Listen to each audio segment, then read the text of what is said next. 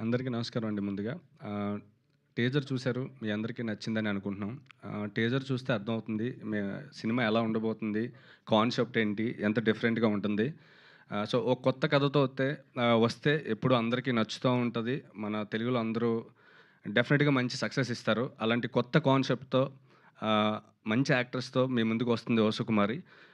తప్పకుండా మీకు టీజర్ నచ్చిందని అనుకుంటున్నాం. అలాగే సినిమా కూడా చాలా బావుంటుంది. సినిమాలో చాలా ఫ్యామిలీ ఎంటర్‌టైన్‌మెంట్, చాలా ఎమోషన్స్ ఉంటాయి. సో, ఏదైతే కొత్తదనం ఉందో దాంతో పాటు ఓవరాల్ ఒక మిడిల్ క్లాస్ ఆహ్, మా ఫ్యామిలీస్‌లో జరిగే ఎమోషన్స్ అన్నీ సినిమాలో ఉంటాయండి. 'ఓ సుకుమారి' టైటిల్‌లో ఉన్నంత సాఫ్ట్‌గా సినిమాలో ఉండరండి. టీజర్‌లో చూస్తే ఒక షార్ట్ చూసారు మీరు యాక్షన్ ఎపిసోడ్. సో, బట్ బయట మాత్రం చాలా సుకుమారంగా ఉంటారు. చాలా మంచారు. Thank you madam. మీతో పనిచేయడం చాలా ఆనందంగా ఉంది. అలాగే నెక్స్ట్ 'తిరువీర్' గారి గురించి చెప్పాలి. 'తిరువీర్' గారు బట్ ఏ సినిమా ఎంచుకున్నా కొత్తదనం చూస్తూ ఉంటాడు. అలాగే దాంతో పాటు నాకు హీరోయిజం ఉండాలి, హీరో క్యారెక్టర్ ఎక్కువగా ఉండాలి అని ఎప్పుడు ఆలోచించడండి.